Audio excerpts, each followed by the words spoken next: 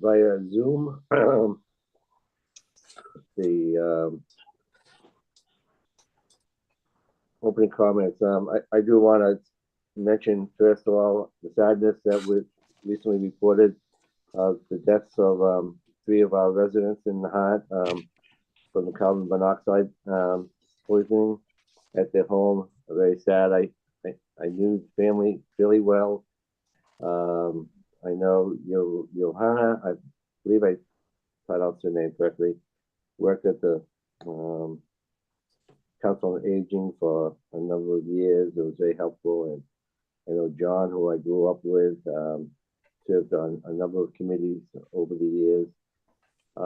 It's very sad. And I know we have Chief Antrim on that we're going to come to a little later to talk about this hazard and what we can do to make sure that all of our residents are safe as we enter this winter season.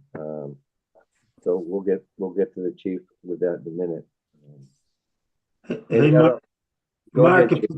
Mark, if I could just make one comment, and that is, I thought that if you saw the interview on TV, Ted Mahoney and John Maletti did a great job of paying respect to the Bensons. I think that should be said.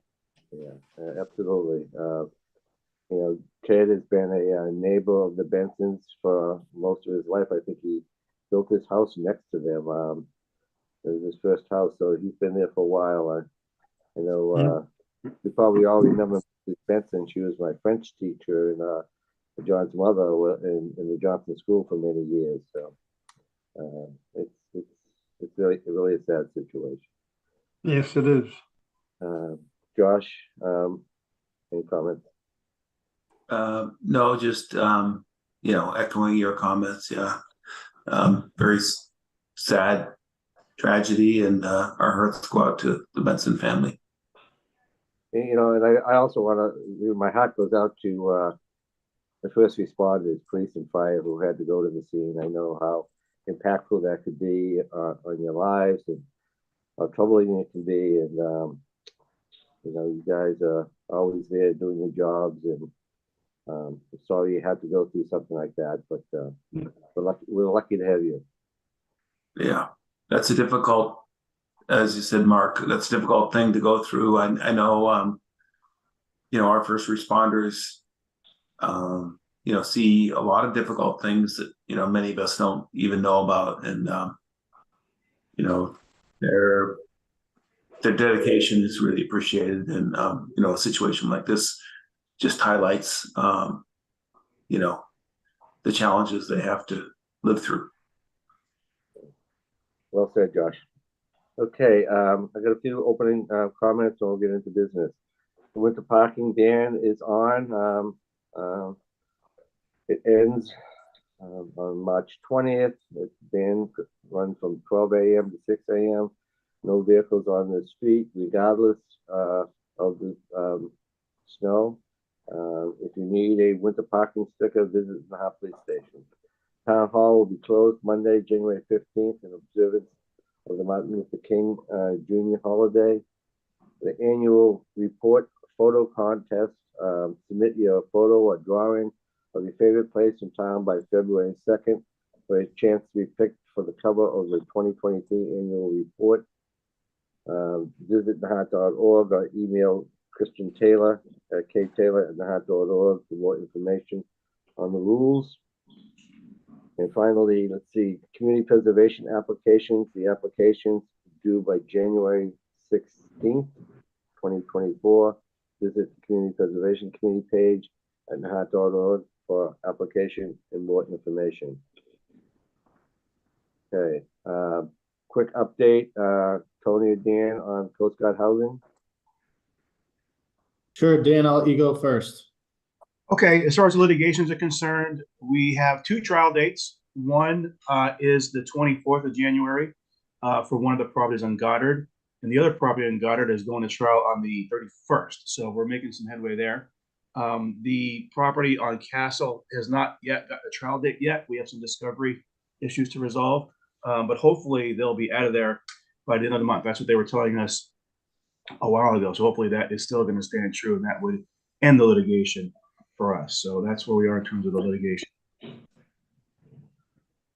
All right, and in terms of the demolition project, it's substantially complete.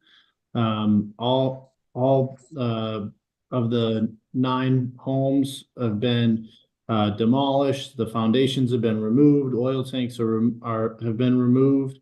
The last step really is to just remove the temporary fencing that's up there.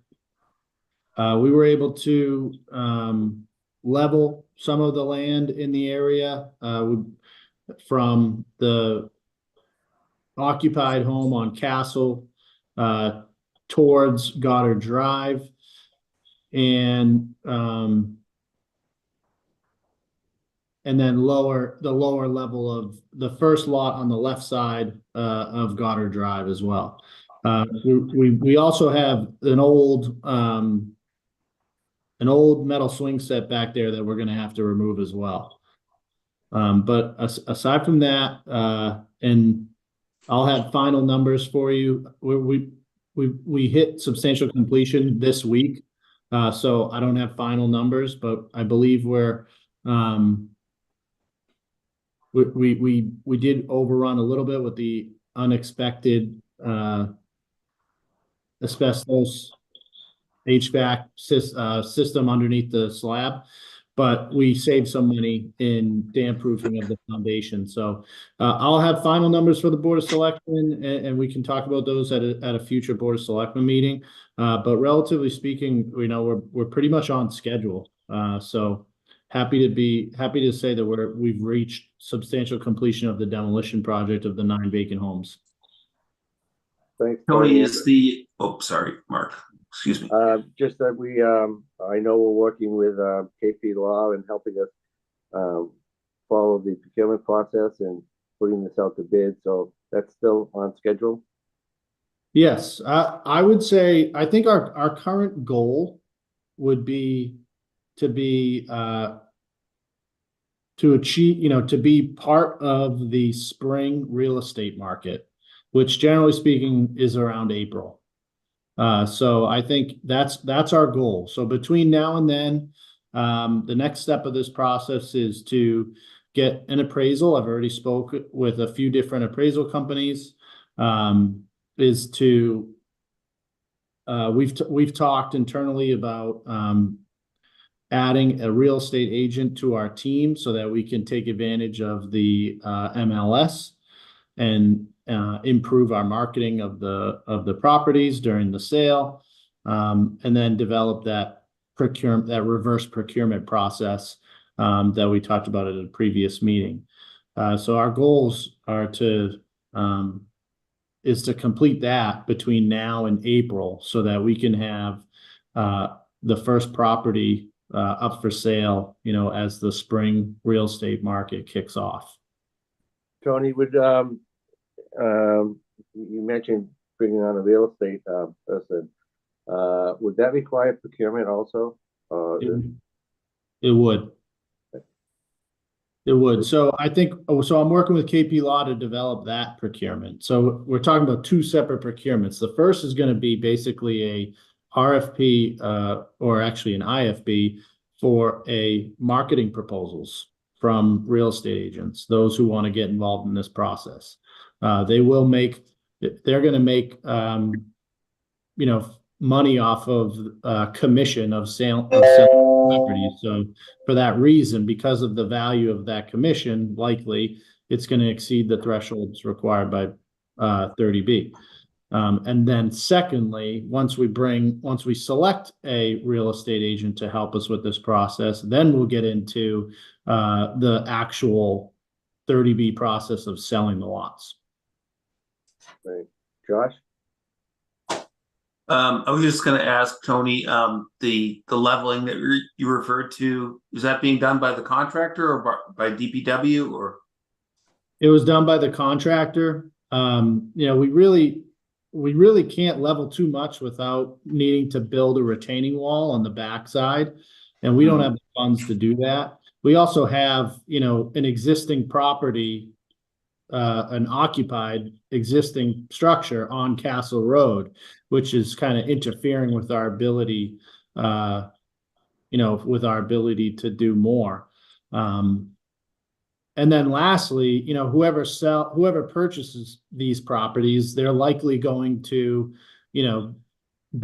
install a foundation and things of that nature as well. So the land is going to change, I think, over time anyways. But what we tried to accomplish was there was, after the second lot on Castle Road coming from the school, which is still occupied, those properties on Castle Road were a little bit higher than the street. And then the lots on Gardner Road were a little bit lower. And then that first lot on Goddard on the left side is much lower, probably like 3 or 4 feet lower. There was no way to bring all of those lots to the same level without having to build some sort of retaining wall. So what we tried to do was bring the lots that are on Castle and the lots that are on Gardner to relatively the same level. And then there'll be a step down, there's a step down to Goddard Drive. I think it's the best we could really accomplish within our current budget and schedule. Without, if we built a retaining wall, we could do more. If we didn't have the house that's still occupied on Castle Road, we could probably do more too. Maybe we're able to accomplish that if that whenever that property goes to demolition phase, but we did the best we could with what we have. Tony, have we been having discussions with realtors on this to date? Informal discussions. There were definitely, conversations with the committee when, this went to town meeting in a more formal capacity. I've spoken with real estate agents here and there, and also spoken to a number of different appraisers, and have just gotten some general, input as to what their thoughts are on how how we should attack the real estate market. And are these in-town realtors? Some are, some aren't. But I think if I understood what you just said a few minutes ago, Tony, and in past discussions, the RFP, or is it IFP, that KP Law is working on is to solicit proposals from real estate agencies.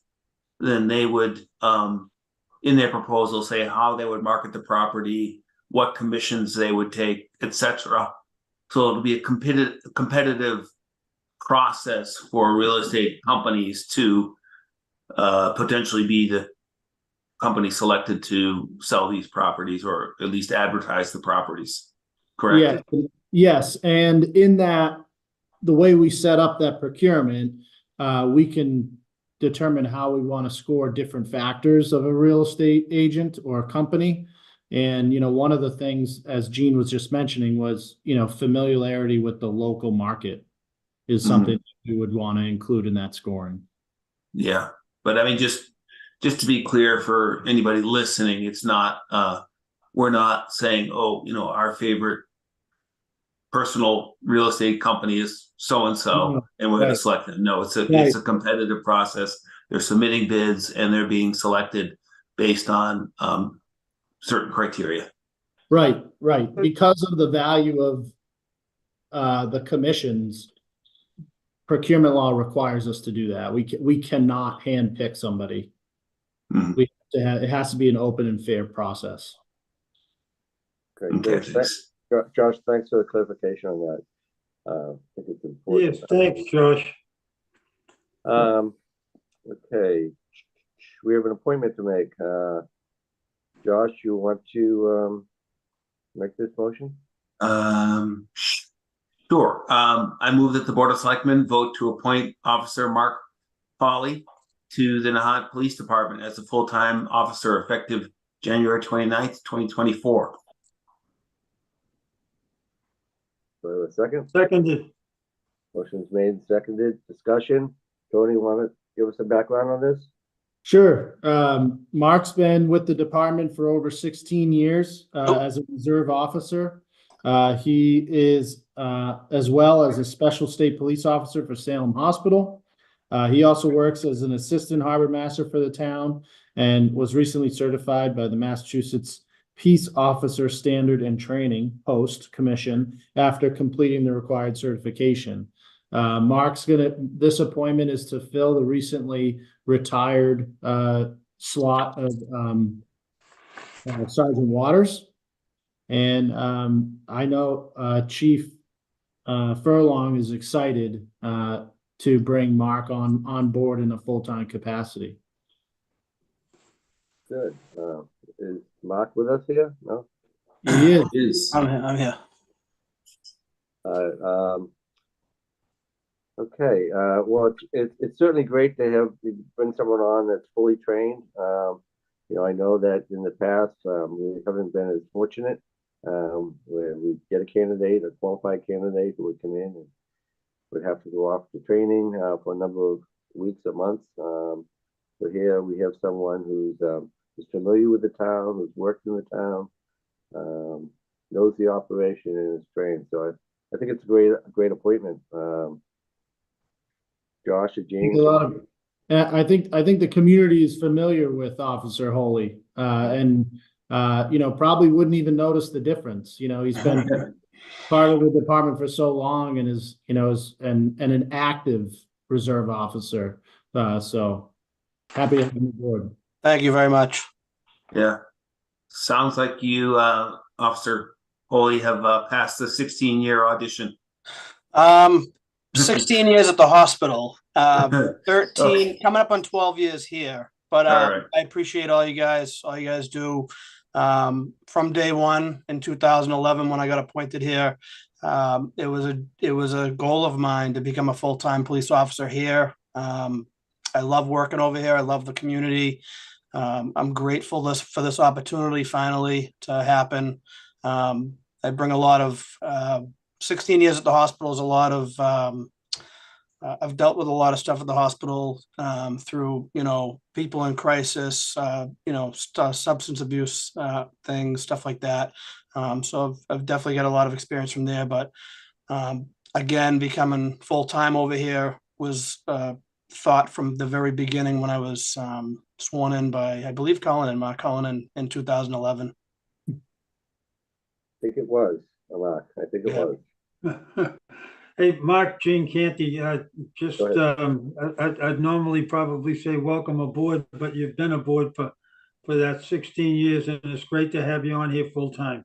Thank you, Gene. I really appreciate it. Okay, hearing no further discussion. Josh Antrim, aye. Gene Canty, aye. Mark Cullen and I. Welcome aboard, Mark. Thank you, guys. Thank you very much. Congratulations. Appreciate it. Yeah. Thank you. We're happy to have you. Thank you very much. I'm happy to be here. Very happy. Okay, Josh, Gene, we have some borrowing motions here. Josh, if you want to take the first one, I'll take the second because these are pretty long. All right. I think the first one is the 4B. Is that correct? I'm happy to read it too for you if you want. I just want to make sure I have the right document open. Sorry. It's not really in the form of a motion. It's the vote of the Board of Selectmen. I, the clerk of the Board of Selectmen, yada, yada, yada. Do I have the right document open? They both start that way, but I think in either case, it doesn't matter. I don't think it really matters the order of which motion we read first. Okay. So this is the 800,000, right? Okay. This is really a document for Gene to sign, is what I'm looking at. But it has to be read. Yes, it has to be read. Yeah. Want me to read it? I'll start with the 16,438,000. All right. Yeah, please, Tony. Sorry. I appreciate that. That's all right. So this is what we're doing here. It's an annual process. Allison Nieto is on the call as well, our town accountant and finance director. This is an annual process for many different projects in town. These are borrowings that were previously approved by town meeting. This one that I'm about to read is specifically related to our SRF borrowing that has to do with, our major sewer projects, the Lowlands Pump Station, and the II work we're doing around town. So bear with me as I read through this. I'm going to try and read it quickly because it's long. I, the clerk of the Board of Selectmen of the town of Nahant, Massachusetts, certify that at a meeting of the board held January 10th, 2024, of which meeting all members of the board were duly notified and at which a quorum was present, the following vote was passed, all of which appears upon the official record of the board in my custody. Voted 1, that the town shall issue a bond or bonds in an aggregate principal amount not to exceed $16,438,000, the bonds pursuant to chapters 29C and 44 of the general laws, and a vote of the town passed May 21st, 2022, Article 17, for planning or construction of sewers and other water pollution control abatement infrastructure, the project. 2, that the terms of the financing agreement or agreements and the project regulatory agreement or agreements, each related to the notes and the bonds, are hereby approved. 3, that in anticipation of the issuance of the bonds, the treasurer is authorized to issue an interim loan note or notes, the notes from time to time in an aggregate principal amount not to exceed $16,438,000. 4, that each bond or note shall be issued as a single registered security and sold to the Massachusetts Clean Water Trust, the trust, at a price determined pursuant to the financing agreement or agreements. 5, that the treasurer is authorized to determine the date, the form, the maximum interest rate, and the principal maturities of each bond and note, and to execute a financing agreement or agreements with the trust with respect to the sale of the bonds and notes, such date, form, and maturities, and the specific interest rate or rates of the bonds and notes to be approved by a majority of the Board of Selectmen and the treasurer, and evidenced by their execution of the bonds or notes. 6, that any certificates or documents related to each bond and note, collectively the documents, may be executed in several counterparts, each of which shall be regarded as an original and all of which shall constitute one and the same document. Delivery of an executed counterpart of a signature page to a document by electronic mail in a PDF file or by other electronic transmission shall be as effective as delivery of a manual executed counterpart signature page to such document. And electronic signatures on any of the documents shall be deemed original signatures for the purpose of the documents and all matters relating thereto, having the same legal effect as original signatures. 7, that all actions taken to date by the town and its officers and agents to carry out the project and its financing, including the execution of any loan, commitment, or agreement by the treasurer, are hereby ratified, approved, and confirmed. And 8, that the treasurer and the other appropriate town officials are hereby authorized to take any and all actions necessary or convenient to carry out the provisions of this vote, including execution and delivery of the financing agreement or agreements and the project regulatory agreement or agreements related to the project. I further certify that the vote was adopted at a meeting open to the public, that no vote was taken by secret ballot, that notice stating the place, date, time, and agenda of the meeting, which agenda included the adoption of the above vote, was filed with the town clerk, and a copy thereof posted in a manner conspicuously visible to the public at all hours in or on the municipal building that the office of the town clerk is located, or if applicable, in accordance with an alternative method of notice prescribed or approved by the Attorney General as set forth in 940 CMR 29.03 Section 2B, at least 48 hours, not including Saturdays, Sundays, and legal holidays, prior to the time of the meeting, and remain so posted at the time of the meeting, that no deliberations or decisions in connection with the sale of the bonds or notes were taken in executive session, and that the official record of the meeting was made available to the public promptly and remains available to the public, all in accordance with General Law, Chapter 30A, Sections 18 through 25 as amended. I further certify that the vote has not been amended, supplemented, or revoked and remains in effect on this date. Gene, if you could so move that as the recording secretary, and Josh, if you could second it. So moved. It's seconded. Motion been made and seconded. Allison, any discussion on this? No? I don't know if you have any questions, but this, like Tony said, this is related to the Clean Water Trust revolving account. So it's specifically this vote is because we're starting phase 2 of the project, and we're starting to have expenditures and submit for reimbursement. And then once we spend so much, and the Clean Water Trust issues a bond for that, and we're responsible for paying the principal and interest. So by you voting on this, it allows the Clean Water Trust to do that. Thank you, Allison. Thanks for all the work you put into this. I appreciate it. Any further discussion on the motion? And I guess I'll just ask. So this is a case where we take the money as we spend the money, right? In other words, it's authorized up to the 16 million and change number listed there, but we're not using that all at the same time. It's as projects proceed. Correct. Yep. And it's also the Clean Water Trust approves certain budgets for each phase of the project too. So this portion right now is actually, we're going to be borrowing 1.1 million. And Tony might be able to speak to more of the actual work to be done in this phase of the project, but it's for the II work, most of it. So. Okay. Thank you, Allison. You want to add anything to that, Tony?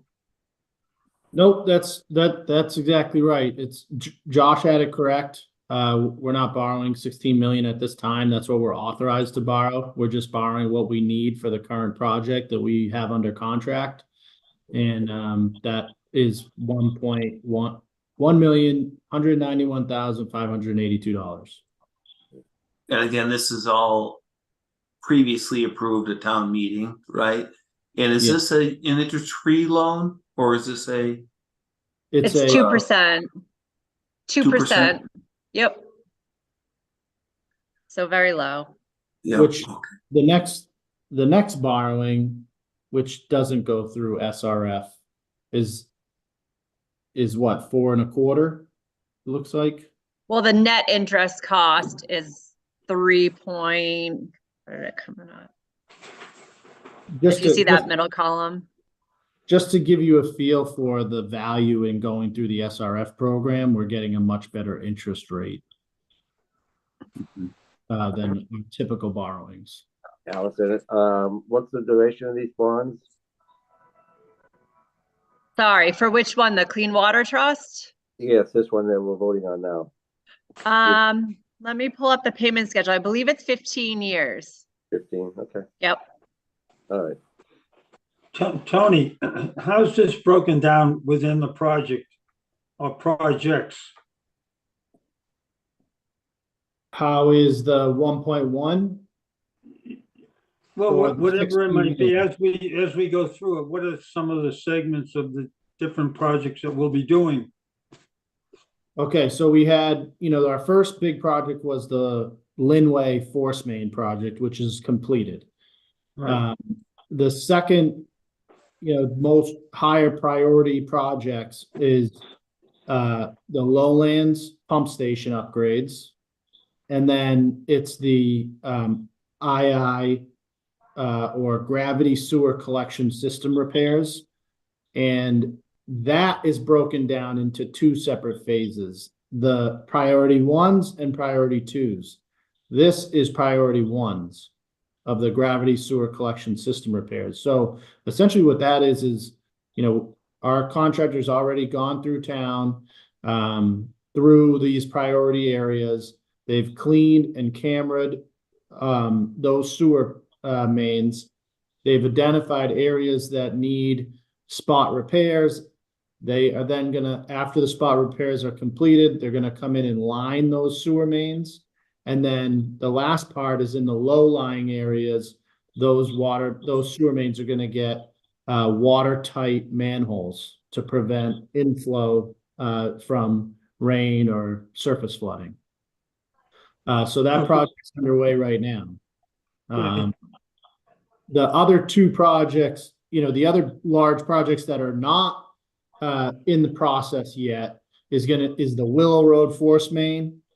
It's the force main on the causeway, and then phase 2 of the gravity sewer collection system repairs. Great, thank you.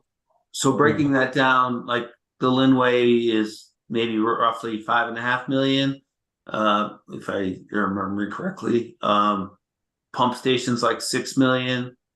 Current INI is 1.1 million, as you said, etc., until it totals up to the 16 million and change, right? For the stuff that's not yet in process. But the stuff in process of the pump station at about 6 million and the INI at 1.1. Those are the two that are. Yeah, so the pump stations, pump station, which is about 6 million, and II, which is 1.1. Yes. Okay. Excellent. Is that what you were getting at, Gene? The what? Is that the breakdown you were looking for? Yes, yeah. Because it didn't quite understand how it was broken down and how much each project was going to be contributed to. Yeah. But that thanks, Josh, and thanks, Tony. What we're trying to do here is the balancing act is taking advantage of the this borrowing source of these really good interest rates, but also as we complete these projects, we start paying back these loans. And so we're trying to balance that cost impact on the residents, but also the need to make these repairs and the availability of this borrowing mechanism. Great, thank you, Tony. Go ahead. Was someone, Allison, were you saying something? Okay. Sorry, I was not. You might have heard my son playing in the background. Good enough. All right, motion's been made and seconded. Any further discussion? Seeing, hearing none, all in favor? Gene Canty, aye. Josh Antrim, aye. Mark Cullen and I. We have one more, Tony. Do you want to do this one too? Yep, I can do this one. So this one is for 7.8 million. And this is for, again, all previously approved borrowings. These are all projects that, some of them are rollovers of previously issued bans that haven't been fully spent yet. Some of them are new projects that were just approved at the recent town meeting. This includes things like paving, Coast Guard housing, CPC for the library and the town hall, lowlands drainage, other, library renovations, the fire truck, things that were previously approved borrowings at town meeting. All right. I, the clerk of the Board of Selectmen of the town of Nahant, Massachusetts, certify that at a meeting of the board held January 10th, 2024, of which meeting all members of the board were duly notified and at which a quorum was present, the following votes were unanimously passed, all of which appear upon the official record of the board in my custody. Voted to approve the sale of $7,866,900, 4.25% general obligation bond anticipation notes, the notes of the town dated January 25th, 2024 and payable July 25th, 2024 to TD Securities USA LLC at par and accrued interest, if any, plus a premium of $31,782.28. Further voted that in connection with the marketing and sale of the notes, the preparation and distribution of a notice of sale and preliminary official statement dated January 2nd, 2024, and a final official statement dated January 9th, 2024, each in such form as may be approved by the town treasurer, be and hereby are ratified, confirmed, approved, and adopted. Further voted that the town treasurer and the Board of Selectmen be and hereby are authorized to execute and deliver a significant events disclosure undertaking in compliance with SEC Rule 15C2-12 in such form as may be approved by bond counsel to the town, which undertaking shall be incorporated by reference in the notes for the benefit of the holders of the notes from time to time. Further voted that we authorize and direct the town treasurer to establish post-issuance federal tax compliance procedures and continuing disclosure procedures in such forms as the town treasurer and the bond council deems sufficient, or if such procedures are currently in place, to review and update said procedures in order to monitor and maintain the tax exempt status of the notes and to comply with relevant securities laws. Further voted that any certificates or documents relating to the notes, collectively the documents, may be executed in several counterparts, each of which shall be regarded as an original and all of which shall constitute one and the same document. Delivery of an executed counterpart of a signature page to a document by electronic mail in a PDF file or by other electronic transmission shall be as effective as delivery of a manual executed counterpart signature page to such document. And electronic signatures of on any of the documents shall be deemed original signatures for the purposes of the documents and all matters relating thereto, having the same legal effect as original signatures. Further voted that each member of the Board of Selectmen, the town clerk, and the town treasurer be and hereby are authorized to take any and all such actions and execute and deliver such certificates, receipts, or other documents as may be determined by them or any of them to be necessary or convenient to carry into effect the provisions of the foregoing votes. I further certify that the votes were taken at a meeting open to the public, that no vote was taken by secret ballot, that a notice stating the place, date, time, and agenda for the meeting, which agenda included the adoption of the above votes, was filed with the town clerk, and a copy thereof posted in a manner conspicuously visible to the public at all hours in or on the municipal building that the office of the town clerk is located, or, if applicable, in accordance with an alternative method of the notice prescribed or approved by the Attorney General, as set forth in 940 CMR 29.03. To B, at least 48 hours, not including Saturdays, Sundays, and legal holidays prior to the time of the meeting and remain so posted at the time of the meeting that no deliberations or decisions in connection with the sale of the notes were taken in executive session, all in accordance with General Law, Chapter 30A, Sections 18 through 25 as amended, dated January 10th, 2024. Thank you. Gene, if you could so move again. So moved. And seconded. Motion made second. And I did notice, Tony, that we had 26 participants when we began these motions, and now we have 17. We managed to put some people to sleep, I think. In spite of your excellent reading skills, some people dropped off. I'm surprised that's it. I'm surprised that's all we lost. I nodded off, but I didn't drop off. Okay, Allison, want to jump in on this for a minute? Sure. Like Tony said, this is our regular, we usually do issue bans annually. This year has been a little unique. We issued bans 6 months at a time because of the Coast Guard housing demolition project. And I think when we came to you last time, which was in July, we explained that the tax exempt status of the bans could be in jeopardy with the Coast Guard housing demolition, because once those properties go for sale, they're no longer owned by the town and can no longer be considered tax exempt. So that's why we issued 6-month bans, and now they're come due again. We're issuing for another 6 months. So that's what you're approving tonight. In addition to the Coast Guard housing demolition, the funds are for a number of different things, like Tony said.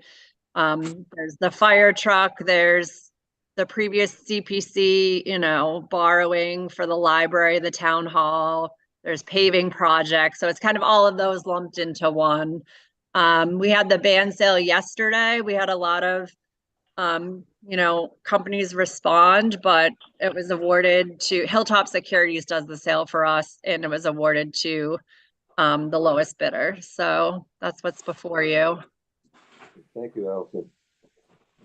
Any further discussion on this motion?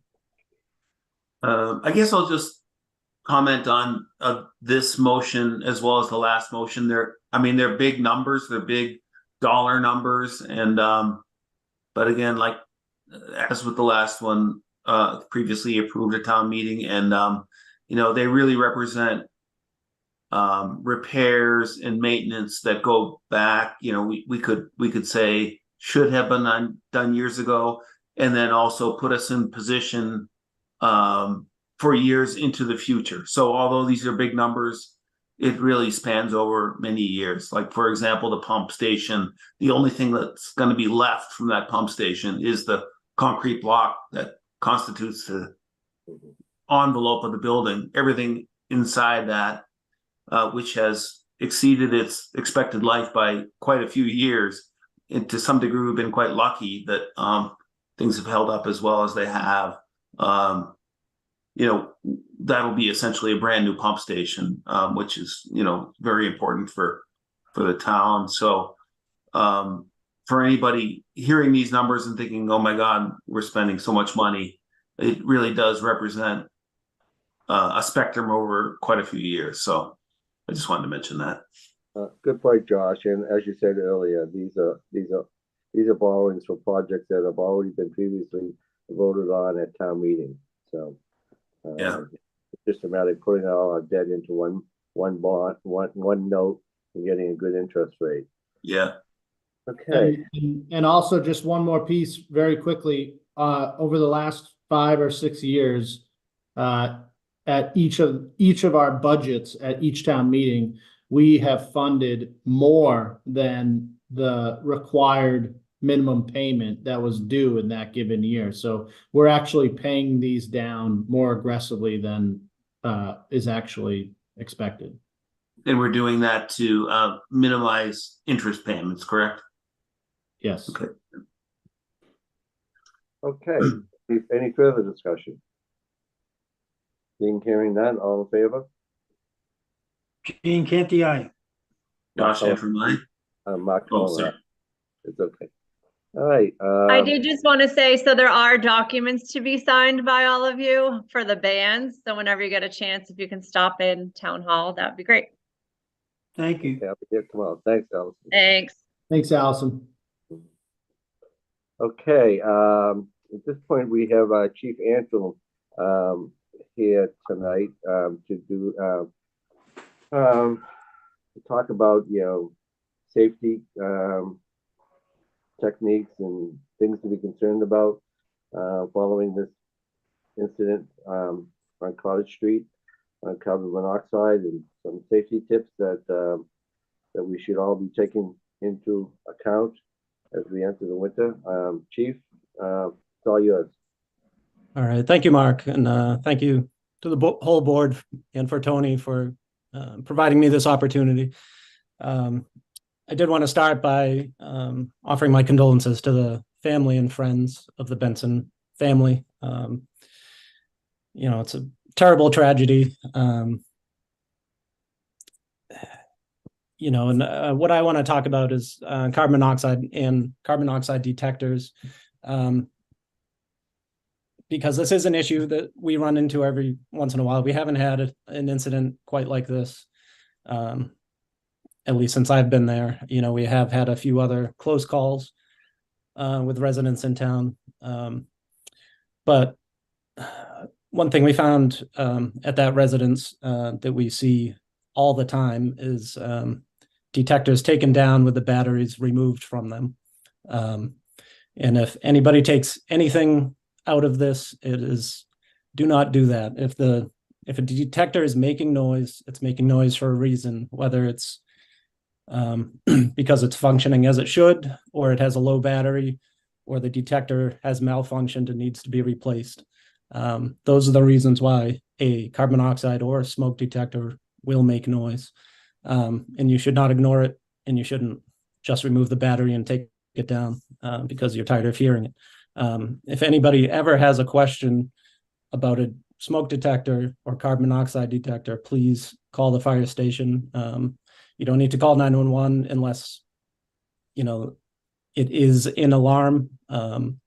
If it's just chirping, you can call the fire station directly and we will come by and take a look at it. We can let you know if it needs to be replaced, if your detectors need to be replaced, if they're located in the correct locations. We're more than happy to do that. We would much rather engage with the community on that level, prior to an incident occurring, to try and stop a tragedy like this from happening. Just a little background on carbon monoxide detection in Massachusetts. A law was passed in late 2005 or early 2006. It's known as Nicole's Law, named for a 7-year-old Nicole Garofalo of Plymouth, Mass. It was killed in January 2005 when the heating vent in her family's home was blocked by snowdrifts. And that allowed carbon monoxide to build up inside the home. After that, there was legislative action that passed Mass General Law, Chapter 148, Section 26F in 1/2, which requires carbon monoxide detectors in most residential buildings. If a residential building has any fossil fuel burning equipment, whether it's a furnace, boiler, water heater, fireplace, stovetop, or it has an attached garage, you have to have carbon monoxide detection in the residence on every level of the house where there is that's habitable. So, if it's a 2-story house, you want a detector on each floor. You want a detector near or in bedrooms. So you wake up if they go into alarm during the night. Just a couple other things I want to touch upon is carbon monoxide detectors only have like a 5 to 7 year lifespan. Smoke detectors have a 10-year lifespan. Any smoke detector over 10 years old is supposed to be replaced in Massachusetts. Carbon monoxide detectors are less than that. They're only 7 years, and they come in a lot of different varieties. This is probably the most simple and the cheapest that you can get at like Home Depot or Amazon or anything. It just simply has a battery. You install the battery, mount it on the wall in your residence. And the issue with these is this will only beep and it only has the battery. So if you're not staying on top of testing it and making sure that the battery is still functioning, it's not going to work. If you let it go beyond 7 years and ignore the little chirps that tell you it's reached the end of its life, eventually the battery dies or the detector dies, and you won't know it. So please check your detectors, check the batteries. This one, when it goes into alarm, it has 4 quick beeps that repeat, but it also uses that same beep just in different sequences to alert you if the battery's low, or if the detector has malfunctioned, or if it's reached its end of life. So you really need to know how these work and what you're listening for. But if it beeps at all, don't ignore it. If you don't know what to do, call the fire station or call 911 if you have to, and we will come check on it for you. Carbon monoxide, for those who don't know, it's a byproduct of combustion or incomplete combustion. It is odorless, colorless, tasteless, and it is poisonous. And it's poisonous because it readily attaches to red blood cells when it's inhaled through the lungs. So it attaches to your red blood cells, I think 200 times easier than oxygen. So it displaces the oxygen in your blood. At moderate levels, it causes basically flu-like symptoms, headache, nausea, dizziness, confusion, and eventually unconsciousness if left unchecked. At high levels, it can cause unconsciousness and death fairly quickly. The detectors will go off. So this detector in particular, if there's a level of 70 parts per million, which is dangerous, you would start to feel that after a few hours. You would get a headache and start feeling dizzy and not feeling right. It may take this 1 to 2 hours to go into an alarm at that level, at 70 parts per million. We have gas detecting equipment on our fire apparatus that can read carbon monoxide levels. So when we get a call for a carbon monoxide incident, we go in with that meter and check the levels. Our meter goes into alarm at 35 parts per million CO, which is sort of the level where it starts becoming dangerous if you're exposed to that for a period of time. If you believe you have a carbon monoxide issue, whether you're in your vehicle or your home, it's important to get out and get to fresh air. You don't want to stay in that environment if you suspect that you have a carbon monoxide issue. Get out and call 911 or call the fire department, and we will come check the house for you and try and find the source. Try and find the source that's causing the carbon monoxide in the home. Let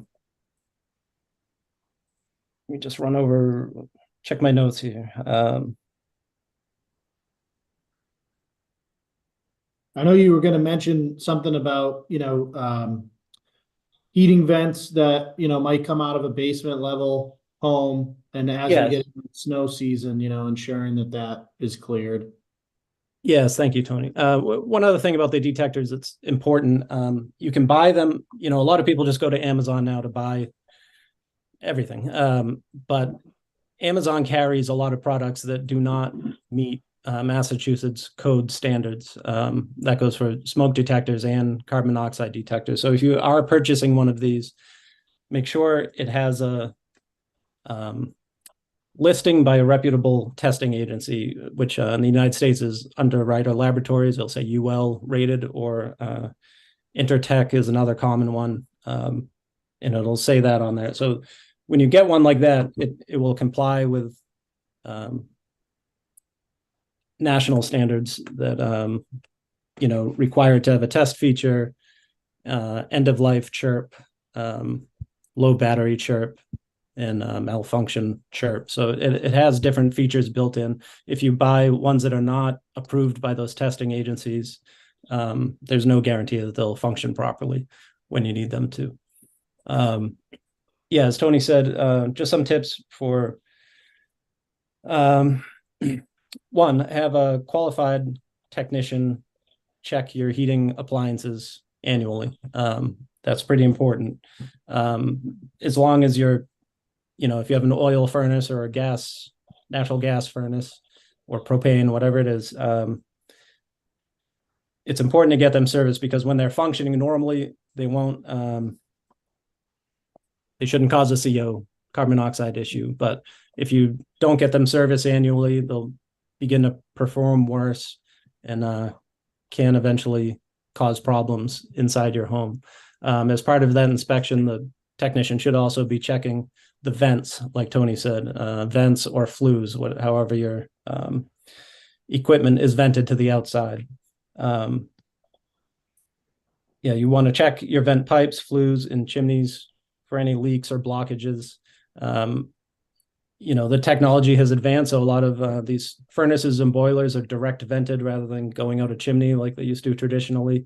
So you'll see, a little PVC pipe sticking out of the side of the building. That's the vent for the furnace. There is code on how high off the ground that has to be and how they have to be oriented. But when you get big snowfall and things like that, or freezing, it can cause issues with your vent. So you do want to make sure, especially during snowstorms, things like that all your vents are clear, so that carbon monoxide does not back up into your home. And be aware of other sources. If you're running a snow blower or a generator or even a grill, and you have it, near an open door or window, that's going to introduce carbon monoxide into your home potentially. I read that generators produce something like 10 times more carbon monoxide than a vehicle running. So you never want to run that type of equipment in your home, in your basement, or in your garage. Always make sure any equipment like that is not vented outside is only operated outside. Do not use a gas oven to heat your home. That will introduce carbon monoxide into your home. Do not leave a vehicle running in a garage if you have an attached garage. That will introduce carbon monoxide into your home. And yeah, and just the biggest thing, if you have a question, anyone out there has a question on your device, or you think there's an issue, just call and ask. We're happy to come out anytime and check your equipment for you, make recommendations on what you need to replace it with, if it needs to be replaced, and where you should place them so that they're effective and can alert you if there's a problem.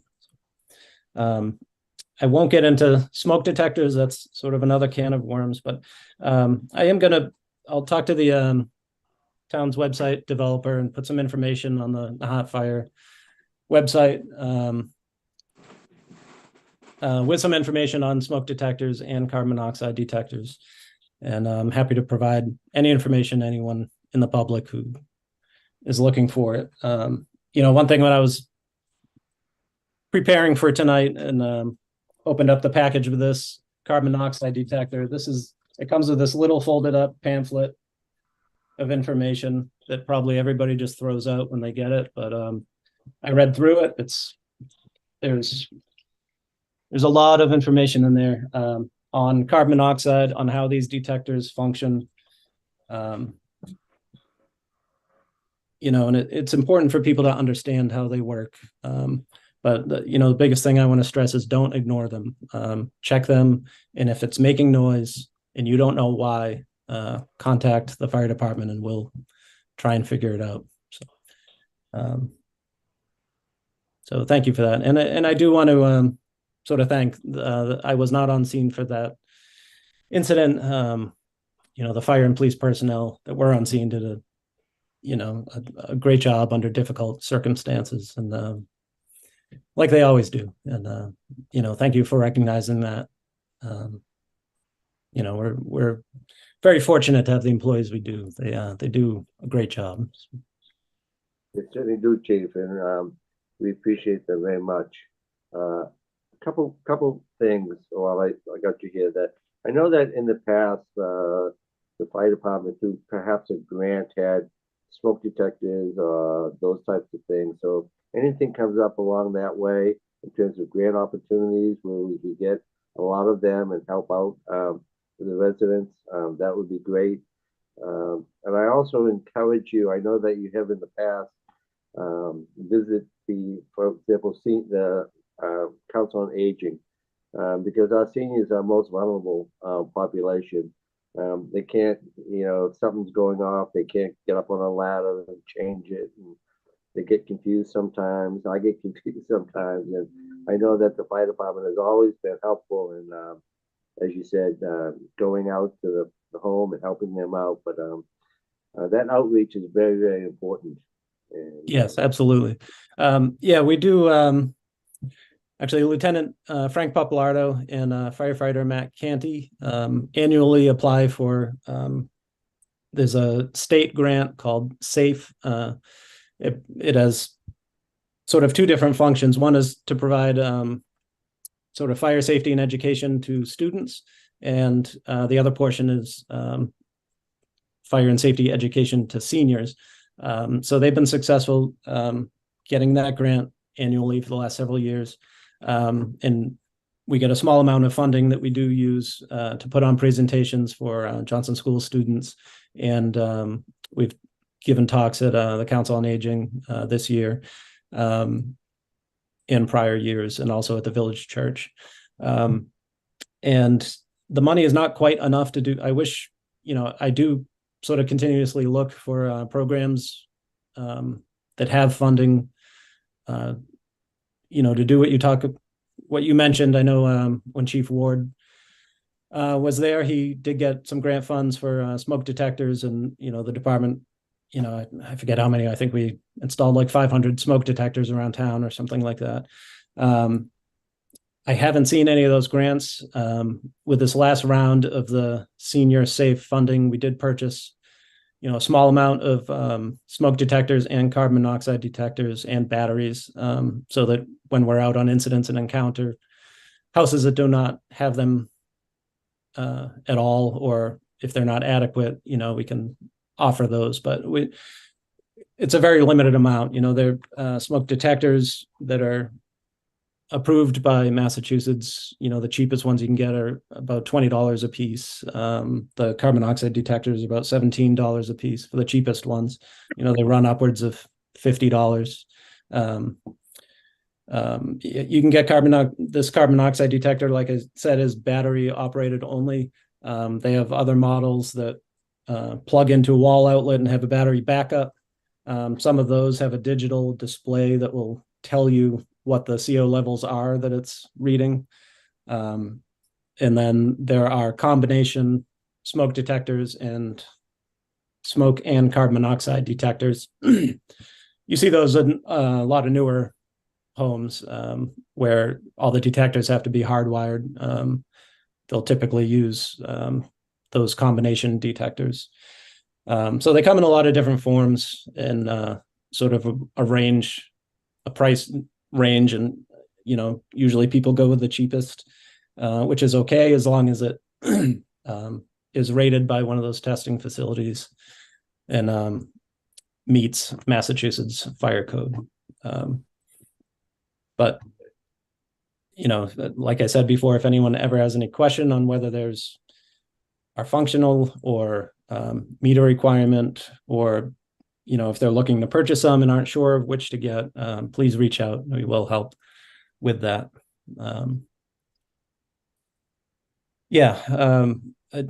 Community outreach is huge. I wish we had sort of more funding and more staffing to sort of engage more with the community. We try and put on these presentations at least once a year. I'd like to increase that. I would love to have a program where we can conduct home safety inspections and check people's detectors, because really the only times we get, state law requires these inspections when there's a sale or transfer of property. That's the only real time we have to enforce that law and make sure that all the detectors are in place where they should be based on when the home was built. Aside from that, the only opportunity we have to get in somebody's house is during an emergency incident. And, if we notice that they don't have adequate detectors, we might follow up on that. But, a lot of communities have started these community risk reduction programs where the public can sign up and will come to your home, and do sort of a general safety inspection, point out things that can be improved, to eliminate trip hazards for the elderly, make sure detectors are in the proper place and that gas appliances and space heaters and things like that are being used safely and appropriately. So that's something that I'd like to work towards in Nahant, getting a program like that up and running, even if it's just on a small scale, but until that happens, please, anyone out there, just reach out to us. We're happy to come out and discuss these things with you and guide you so that, we just want everyone to be safe and not have something like this occur again. Tony, not to put you on the spot, but do we have any funding available that could help this along? I don't have an answer for that right now, but I know that Austin and I have talked about that. There's different grants out there that we've applied for in the past. Some of them we could potentially match. It's something that has definitely been on Chief Antrim's, sorry, referred to you as Austin, Chief mind for quite some time. But it also, we also can't force our way in. So it's important that residents, if we are able to pull together some sort of program like this, it's important that residents, are aware of it and take advantage of it. And I was going to mention, Austin, I think, we're doing this tonight and unfortunately kind of in response to the tragic incident that happened over the weekend. But, if we should at least make it a tradition that, prior to heating season that, you join the Board of Selectmen and meeting and give that type of presentation, if not, more often throughout the year. Sure. Yeah, that's a great idea. I'd be happy to do that. Very good. Josh, any comments or? Well, thanks, of course, for your time, Austin, tonight. And I think few takeaways. Main takeaway is that, you know, the fire station is staffed 24/7, 365. So if for any reason you think you're at risk of a situation, you know, those guys are there. I'm sure they'd much rather serve you in a non-emergency situation than an emergency situation. So encourage anybody that feels like they're at risk to reach out to the fire department at any hour of any day. And also with regard to the CO detectors, Austin, of course, we, Ellen and I, you know, when we heard about this, like many people, I'm sure we thought, oh, what do we have for detectors and where should they be? And I think what I heard you say, you know, I immediately thought, oh, well, we should put one in the room where the furnace is, and we should put one in the kitchen where the stove is. But what I think I heard you say is, you know, they really need to be on every floor that is occupied. That's correct. Yeah, they recommend not putting them near, you know, adjacent to appliances that are going to, you know, because they don't want those nuisance alarms, because that's what caused people to take them down or pull the batteries out. Right. Yeah. So yeah, having them near the living spaces where people are gathering, or near bedrooms, particularly near bedrooms, you know, mounted somewhere on a wall that's where it's easy to check. You know, you don't want it 50 feet up on the ceiling where you're never going to go up and check the batteries. Not that anyone has 50-foot ceilings here, but I think Josh does. No, but I mean, but it's true that, you know, like I put one in my furnace room, and, you know, Ellen said, well, we're never going to hear that, you know, up in our bedroom, which is true. So anyway, I don't want to take everyone's time in this meeting, but the key point here is, you know, where you're occupied needs to have a CO detector. So that's a key takeaway for me, and I think probably many others tonight. So thank you, Austin. Sure, you're welcome. Thank you, Austin. Yeah, one key takeaway I got from you was getting your boiler or your heating system serviced every year. I think it's very important. I think most boilers nowadays self-contained combustion. They are vented, and I think they're pretty much all designed to shut down if they don't vent properly. So if your heating system is shutting down periodically, it could have something to do with the venting. So that's the first thing to check. But as the chief said, you should have it serviced every year. Mark, if I could just say thanks to the chief for a solid thank you for the job he and the first responders, police and fire, do in this town. I'm always proud to tell people what great departments we have. So, Chief, thank you, and please pass that along. I will. Thank you. All right, thank you. Okay, thanks, Chief. Thank you. All right, we're going to move on. We have minutes to approve. I move that the Board of Selectmen vote to approve the Board of Selectmen meeting minutes from November 15th, 2023 and December 6th, 2023. Seconded. Made and seconded. Any discussion? Seeing, hearing none. All in favor? Gene Canty, aye. Josh Antrim, aye.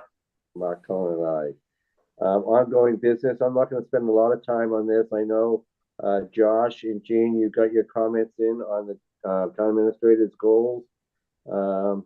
And I think Kristen put that all together and sent us a copy of it.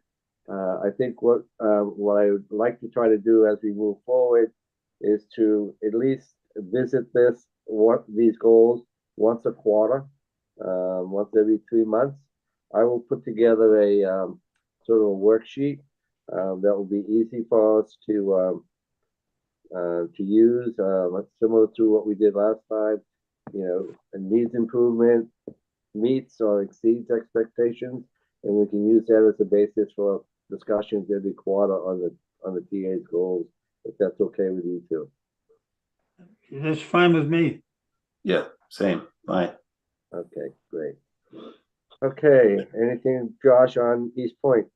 I guess I just want to make one point about town administrator goals, and I think this is probably obvious to Tony, our town administrator, but when we put forth these goals, it's really to help you be as successful as possible in serving the town of Nahant. So they're not arbitrary wishes. It's really all about how we can help you help serve the town of Nahant. So we're trying to help you succeed, and we see these goals as a tool towards that goal.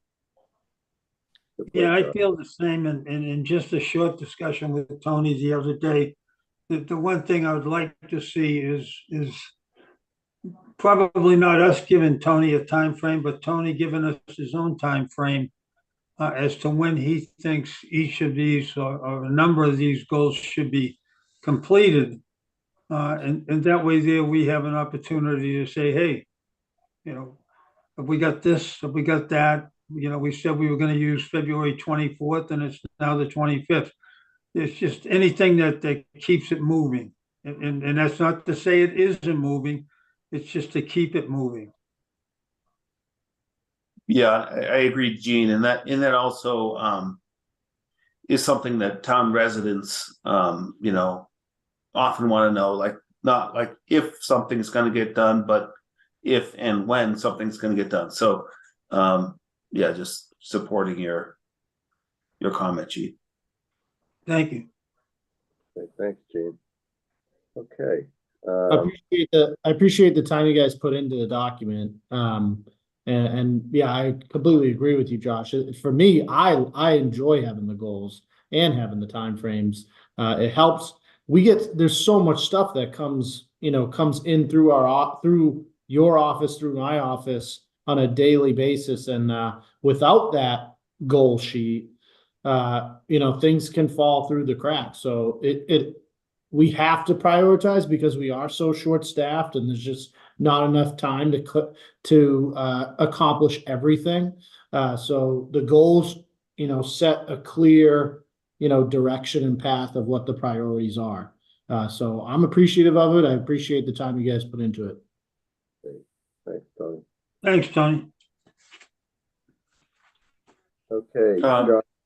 Yeah, so East Point, where I guess the only thing going on right now is we're waiting for the January 24th hearing and eager for a positive outcome on the 24th. Great. Thank you. That's going to be held in Newburyport? I believe that's correct, yes. So, Josh, what is expected to happen at that? So this is I believe that Judge Karp makes a decision on the motions for summary judgment. And if summary judgment is not made, that means it moves to the next phase, which is if the summary judgment's Northeastern summary judgment against Nahant, that this is not a valid public purpose. If that is dismissed, then it moves to the phase where fair compensation for the conservation restriction is decided. In other words, Go to a jury trial? no. It's a commission. So a commission of 3 people is assembled and mutually agreed upon by both parties, the town of Nahant and Northeastern University, and that commission decides what is fair market value for that property. Our appraiser made that judgment at approximately 2.2 million. That was a couple of years ago now, 2021, I guess, 3 years ago. So it's likely that's changed some. and they make that judgment of what that fair market value is. Again, as a reminder to people, Northeastern would continue to own the property, but there would be a conservation restriction on the property. And what is the fair compensation for that conservation restriction? And that's what the town of Nahant would owe to Northeastern.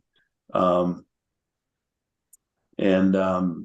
that's what, if the judge makes the decision on the 24th that dismisses Northeastern's claim that this is not a valid public purpose, that's the phase would go to is simply the compensation determination. Hey, Josh, one addition. Summary judgment motions usually are taken under advisement, so we shouldn't expect a decision on the 24th. We should just expect arguments and a decision sometime thereafter. That's typically how it works. Okay. All right. Thank you. They make that judgment from the bench because it's such a big one. Yeah. Okay. Thanks for the clarification, Dan. Thank you. Thank you. Tony, want to give us an update on yesterday's storm? Yep, we had the DPW crews have been working long hours the last couple days here. They went from snow operation to coastal storm operation pretty quickly.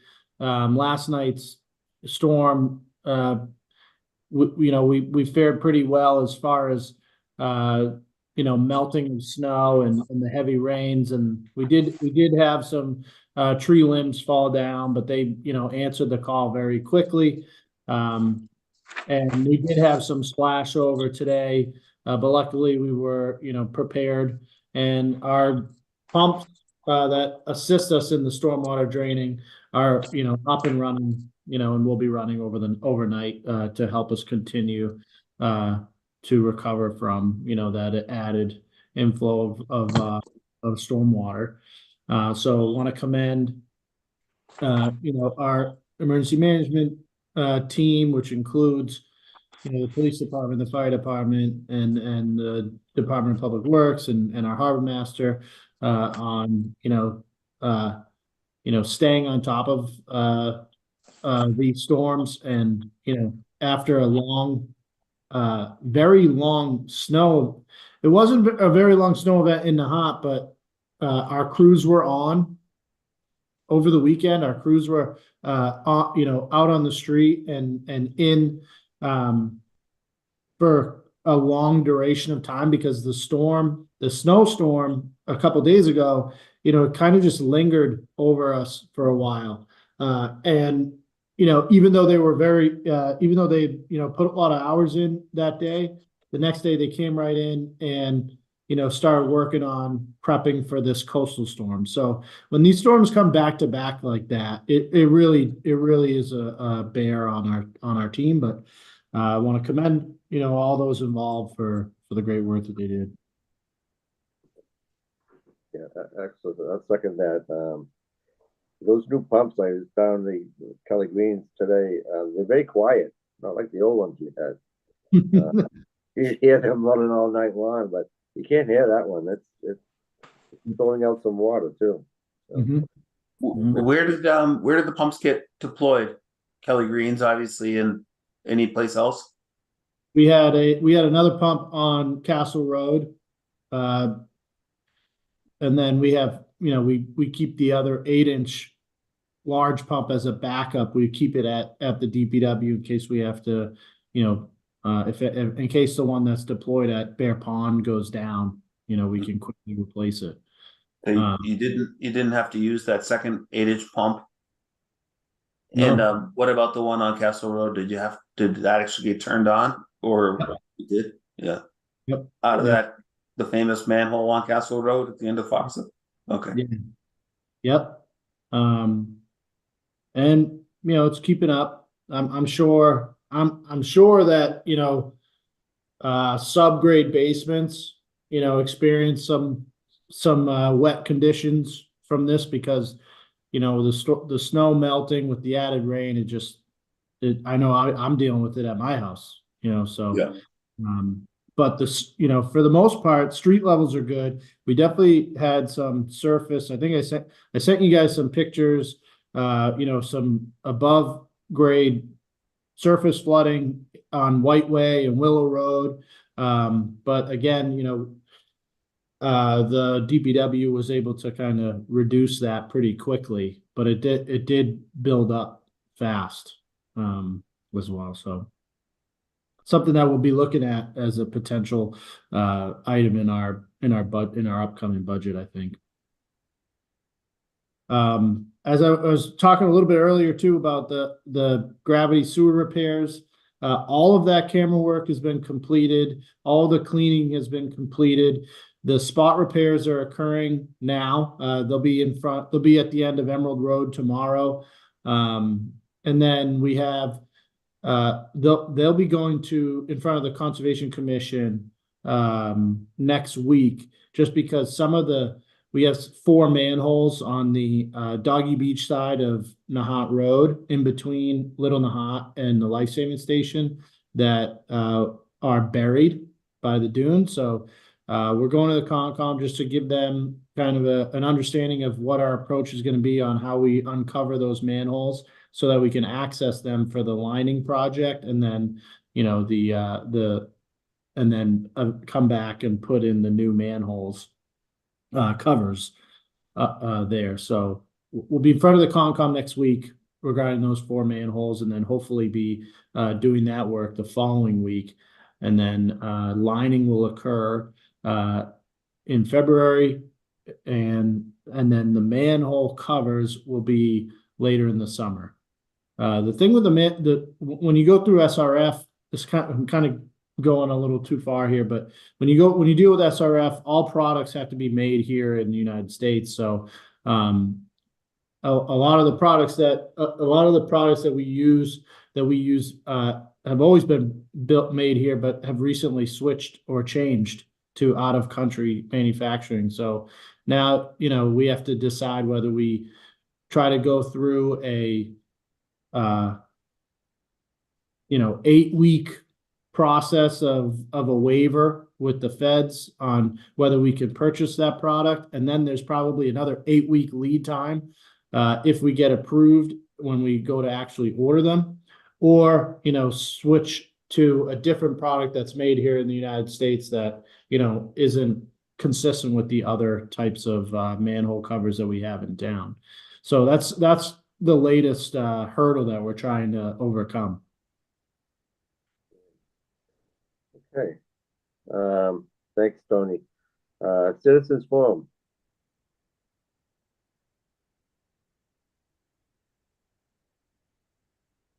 George, please start with your name and address. Good evening, George Mahovan, 64 Lennox Road, Nahant, Mass. Just wondering if there's any update on the letter you're going to send out to all these non-owner occupied short-term rentals in residential areas. Have you started to write the letter? Has the letter been done? Has it been sent out?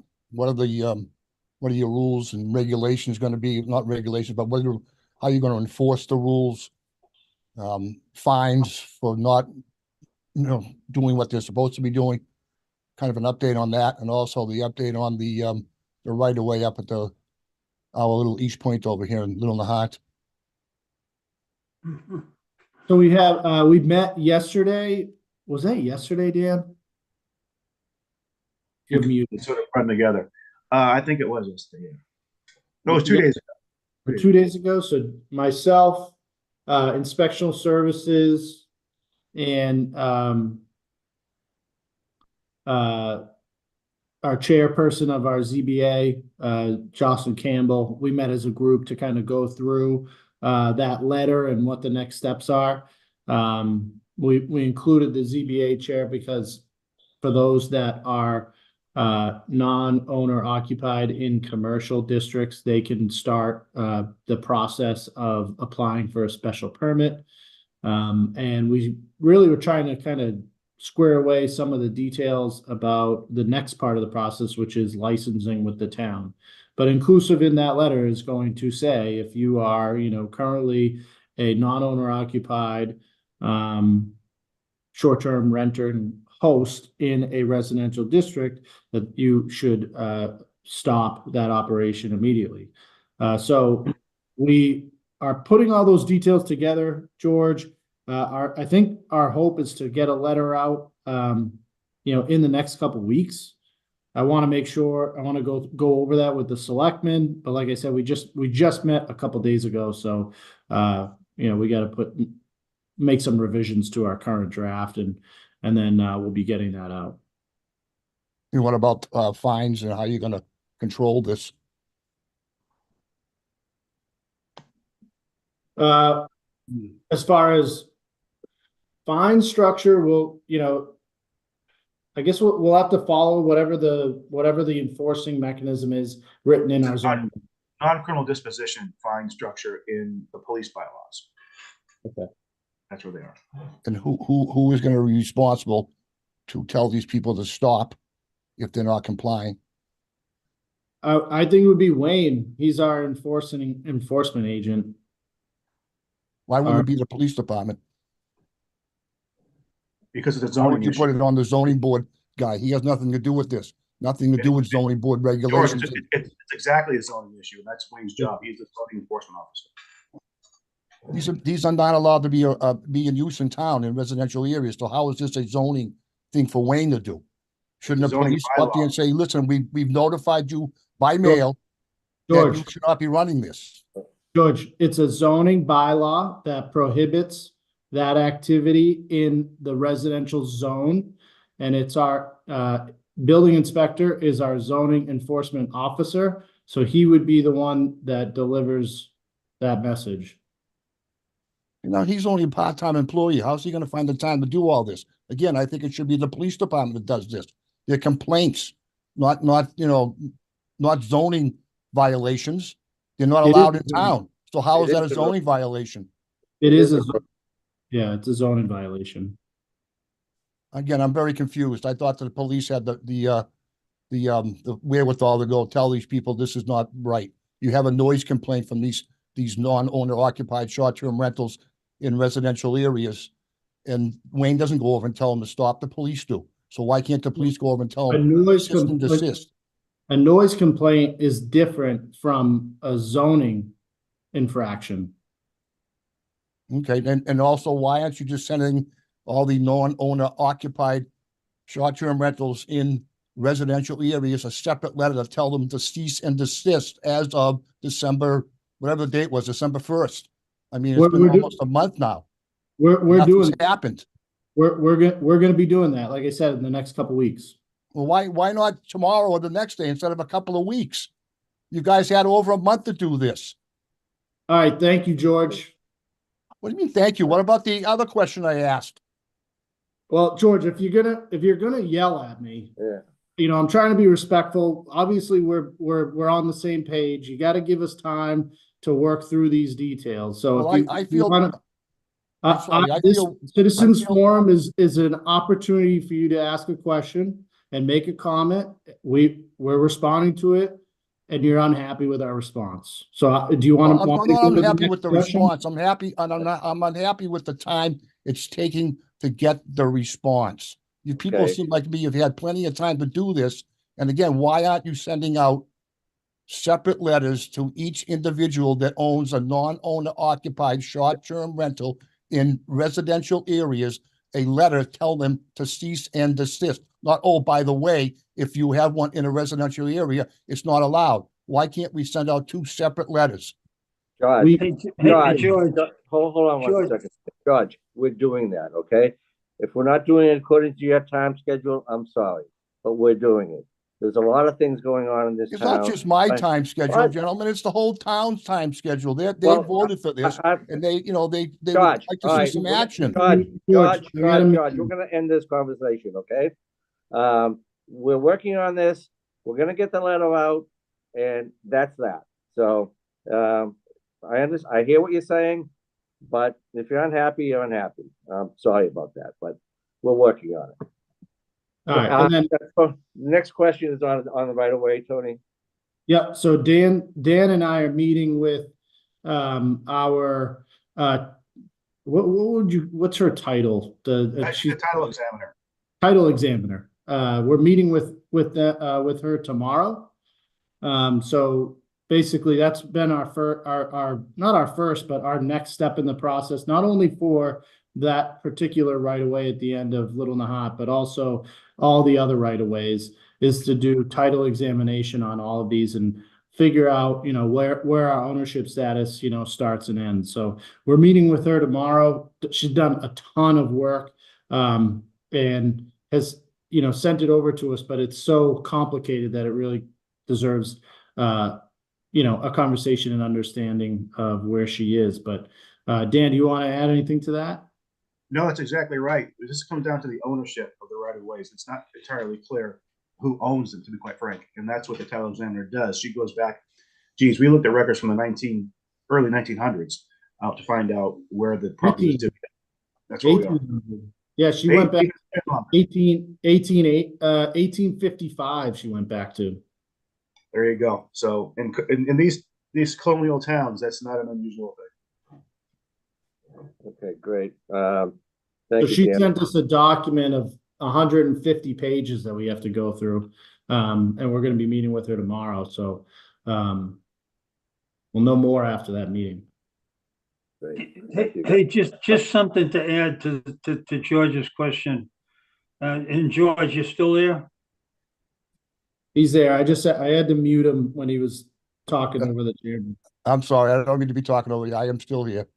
Okay, George, just if you would, you've been given, Tony told you that they're working on it. It's gonna take a couple of weeks, and I personally would like to see that letter before it goes out, so we're as anxious as you to review this and have the right literature going out to these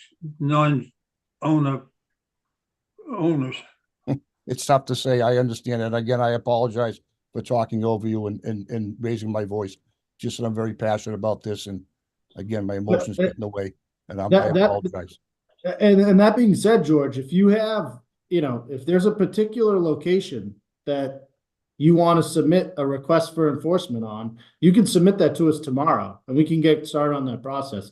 This letter is more of our, I understand you're very passionate about this, but the town's approach with everything that we do is to try to, we obviously are going to follow the wishes of town meeting, but we're going to try and do it as, seamless or as best as possible. So our approach to this is to start with a letter that says, first of all, we've talked about it at Board of Selectmen meetings.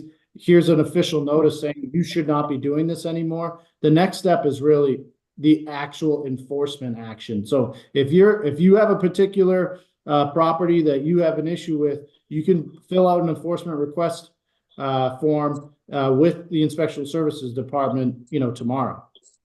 Well, my answer to that would be give me the names of all the 40 houses that I've been told that are in, maybe not quite 40, but there's at least 40 non-owner occupied short-term rentals. I don't know if they're all in residential areas, but are all of those, this is where, if I'm saying we're sending this letter out in the next couple of weeks and you're concerned about the fact that it hasn't happened yet, I'm assuming you have a property that is, causing problems for you at the moment. That's all of them. You and I talk about it more offline. Okay, we're gonna move on. I'll follow up with you, George. Okay, thank you. Tony, who else do we have? Tom has his hands raised. Yes, Tom, go ahead.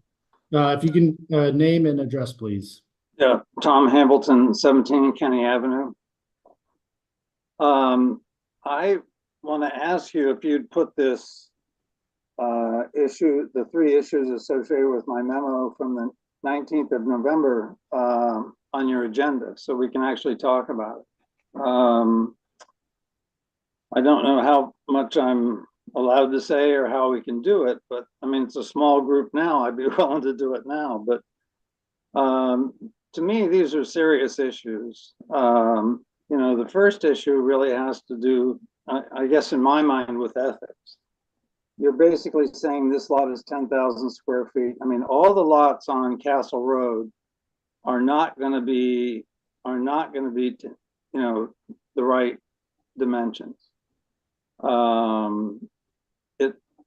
Right now, the drawing that the planning board signed, or most of the planning board signed, is 2 feet in the road. And we still wanted 8 feet. We wanted to retain that 8 feet. And there's plenty of room there. The drawing was changed so that that one middle lot is 11,000, the others are 10, but so there is room to change it. Tom, let me jump in here. Yeah. I am aware of the issues that you and the committee had in terms of getting into the details of this plan at the Coast Guard housing. What I suggest, I know that you and Tony had met earlier. No, we haven't. We haven't had a chance. We haven't had a chance to meet, Mark. So Tony, Dan, Tom, Dan and I. Tony, why don't you suggest this? Why don't you meet with Tom as a member of the Coast Guard Housing Committee? Look at what his issues are, concerns are, and then perhaps we could address it on the next meeting. Well, I mean, these issues are simple. Okay, we'll address it on the next meeting then. Let's just make sure we understand what the contours of those issues are, that each member of the Board of Selectmen understand it, and then we can put it on the agenda. Okay, I sent you all memos. I don't know if you got them or not. I sent you the topo map that was done back before, and then I sent you just some excerpt pages from the, so you have all that, right? Yes, I believe we have. Yeah, we got that in the email. I agree, Mark. I like your suggestion. If it's acceptable to you, Tom, it's certainly something that's easier to go through with maps and topographical maps in front of us and showing the setbacks from Castle Road and stuff like that, as opposed to handling in citizens forum, without those documents in front of us. So yeah, that reference. And I appreciate that you're saying you're trying to level it, but that was Judy Zahora's interpretation of what a topo map was. So it's not the same. And there was real concerns about making sure the sidewalk was at street level so nobody got hurt. So, I mean, there's reasons for the things that the committee did. So, okay. So I'll meet with Tony and then you'll put it on the agenda. that works for me. Okay. I'm gonna send an email As to. soon as you have a chance. Maybe a half hour is all we'll need. Dan, if you could join me in that meeting too. Sure. And I'm sending an email to you, Tom, with Kristen and Dan on it right now, asking to get it scheduled. Dan and I did meet already, and we consulted with Peter Barber too to kind of get an understanding of some of the comments you made in your email. So we did review it. We kind of went through it, but yeah, the next step of kind of looping you into that, I'll get scheduled with Kristen. Okay. She'll reach out to you, Tom. Okay. Thanks so much. Thanks, Bob. Yeah. I have Jeff Lewis up next, I think. Hi, thank you. Jeff Lewis, 6 Ellsworth Road, Nahant. It's a numbers question. Tony, you may have it, you may not. If you don't, then we can talk later on it. Phase 1 of water and sewer completed last year. And I was wondering, have you got the final number of what the impact on the annual debt shift will be for the completion of phase 1? And number 2, with the new $16 million bonds, I'm assuming that some of phase 2 is going into that. Do you know whether that'll hit in FY25 and how much will it be? Or will it hit, when will we start paying out, in FY25 or FY26? And how much will the impact be on debt shift? I know Allison and you and I have been, emailing back and forth pretty regularly. if you don't mind, Jeff, shoot me an email with those questions and we'll follow up. Those are pretty specific. I don't have that information off the top of my head. All I can tell you is that we don't start, the project gets completed and then it's the following fiscal year where you start paying that back, and it impacts the debt shift that you're talking about. And phase one will then hit this year, do you know? FY 24? Yeah. Meaning the Linway project? Yeah, the Linway project. Yes, I believe that's correct. And that, did I hear 15 years going forward? Were they 15-year bonds, or are they longer for that? Longer than that? The That's Gallatin. what Allison had said, yeah. Again, I'll contact you either tomorrow or Friday. Yeah, let's do that. Let's do that, because I don't have those numbers off the top of my head. Okay, Thanks, Joe. thank you. Do you have any others, Tony? I don't see any.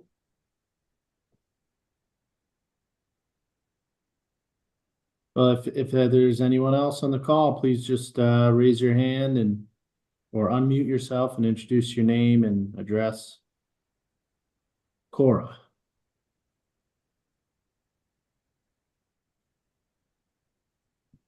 Can you hear me? Yes. Can. Hi. Yeah, in light of all the big things that's going on in town, I think this is pretty minimal, but I just want an update on what's going on with the pickleball courts. I was hoping for the TA report for the year, so that would give us where we're at, but that wasn't happening tonight. So yeah, can you just give us an update, Tony, on where we're at? Sure. And Cora, could you just say your name and address for the record? Cora Long, 263 Nahant Road. Thank you. So painting has been done. Next step is installing lighting. And was able to put together get a plan set from the engineer who built the courts a couple of years ago. I've provided that to Ed Poulin, who's putting together a lighting plan for the Conservation Commission. Because of the wetlands, there's going to be, and where these, new conduit and where the footings for the light poles are going to go, we have to go before the Conservation Commission first. So once that's done, we'll be going in front of the Concom, and once that permit is squared away, we'll be hoping to do that project in the spring. So For the is everything lighting. done besides the lighting, Tony? Everything that was approved by the CPC?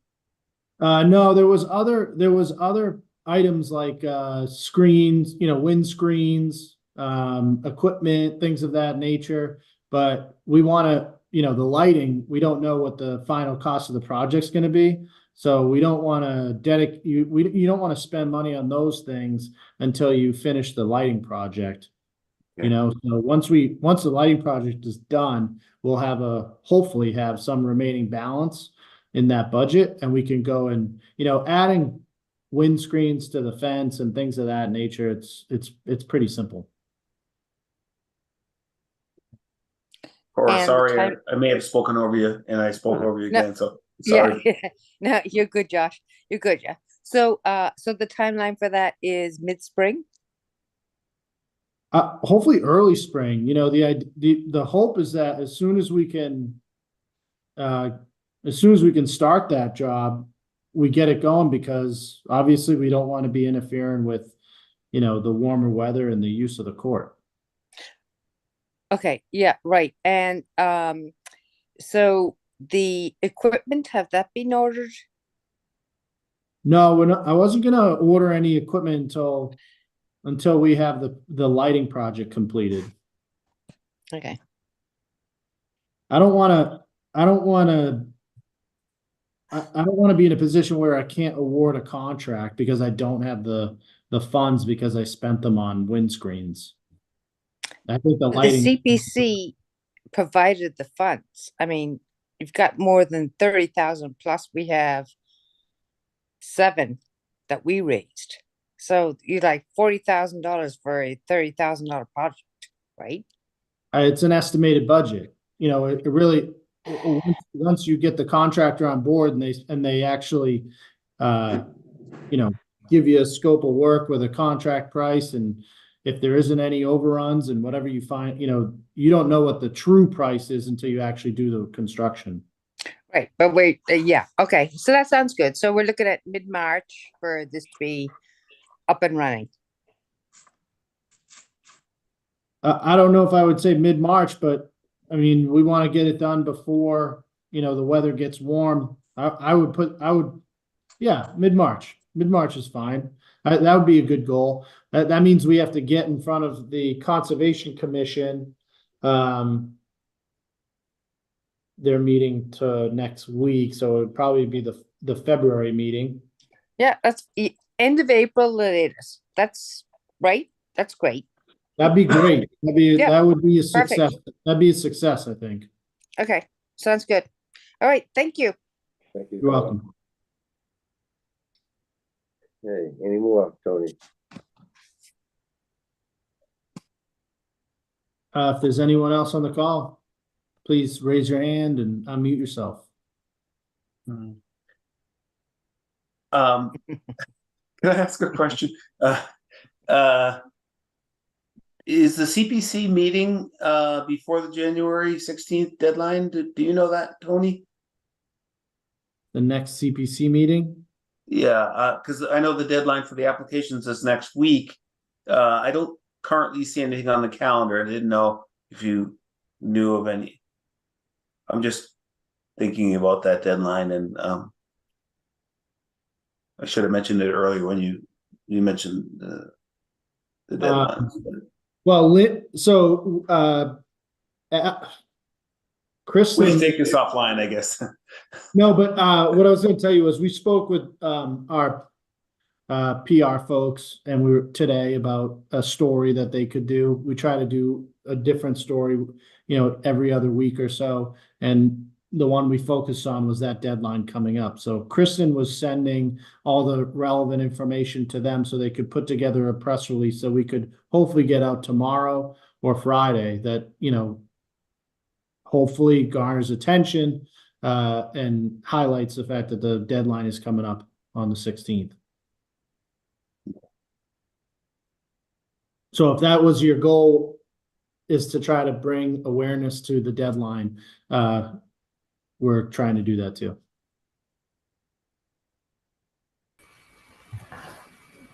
Hey, Michelle.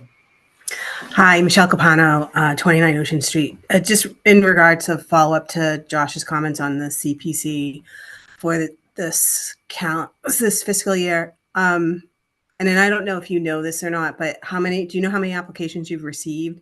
And do we think there's an opportunity to extend the deadline if we feel like we're getting a low number of applications? Because there's lack of communication and awareness around you know, the grant process for folks.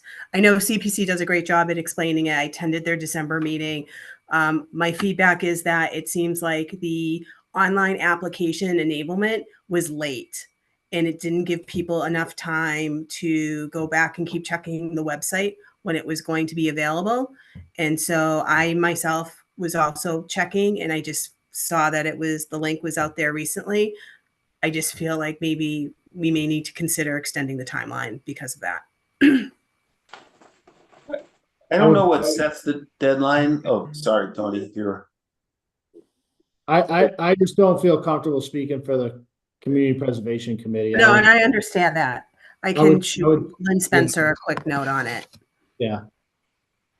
I know, Michelle, there's several, actually that Tony emailed to me today that the town is planning on submitting. I know the open space has a couple they're planning on submitting. So any tally that the CPC has right now is definitely short of what's going to what applications will be submitted by the 16th.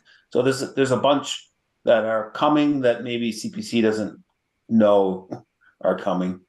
And that happens. I think they Yeah. do expect that the town submits their own grants as well. My thinking is just for residents, given, the holidays and stuff. And then, like I said, I was checking as well and hadn't seen that link, and it just seemed like it took a while, but I will do this. I'll follow up with Lynn. Tony to be cross-copied on it. So Yeah. if it can be considered just to extend it by maybe another week, and then in the upcoming press release, maybe it's a way of notifying residents that it's happening and stuff. I just want to make sure folks get an opportunity to think about, how to use that funding that's available, and things that we want to see happen in the town that make this a great place. Yeah, no, I agree, Michelle, and actually that's why I asked if there was a meeting planned, is that typically the process is, people, committees, the town will submit applications, and then there's a CPC meeting and they talk about those things, and sometimes they recommend some edits or changes or evolution of the applications. So I was really kind of wondering if that process, if they don't have a meeting before the deadline, then that process gets missed. So I would, I'll encourage extending the deadline if that's possible, so that the committee can have a chance to sort of take a first pass at some of these applications, which I think is typical. I think that usually happens after the deadline, like after it's submitted, and that's why I want to talk to Lynn, because they're they have a deadline to get their recommendations to the FinCom. You're shrinking their time frame to to go through that process. So I would say reach out to Lynn, and obviously we'll be supportive of whatever decision they make as a committee. Let me jump in for a second. I do believe, I could be wrong, that the process and some of these deadlines are dictated by the act itself, by the Community Preservation Act, vis-a-vis town meeting. It has to be certain many days prior to town meeting, those types of things. But I believe that the process and some of the deadlines are dictated under the special act. Dan, Lynn would know that. So she may be limited in terms of how maneuverable this process is. Yeah, and I guess I was misremembering, and you helped me remember, Tony, the sequence of events, and I was thinking that that sort of application improvement, refinement, editing process took place before the submittals, but if it comes after the submittals, as you suggested, then I feel more comfortable than I did a few minutes ago. And the link that Michelle was talking about, it's right on the homepage under our community. There's a link for CPC grant application. It's an online form now. It's you can save it on the website and come back to it, or you can go to committees and boards and go to the CPC page and get to it that way too. Okay. Anything else?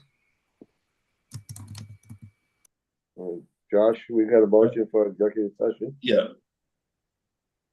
Oh, I do. Excuse me. Why don't okay. Yeah, Go ahead. I got it here. I move that the Board of Selectmen vote to adjourn to executive session in accordance with Massachusetts General Law, Chapter 30A, Section 21A2, to conduct strategy sessions in preparation for contract negotiations with the town administrator if the chair declares that an open meeting may have a detrimental effect on the negotiating position of the public body. Second. I, the chair, do so declare that it will have a detrimental effect on the negotiating position of the public body, and we will not return to open meeting. Now it's seconded. Seconded. All those in favor? Josh Ian Hanson, aye. Canty, aye. Mark Cullen, aye. Okay. See you, Tony. You're not joining us on this, right? Let me set you up and then I'll get out before you guys get into discussion.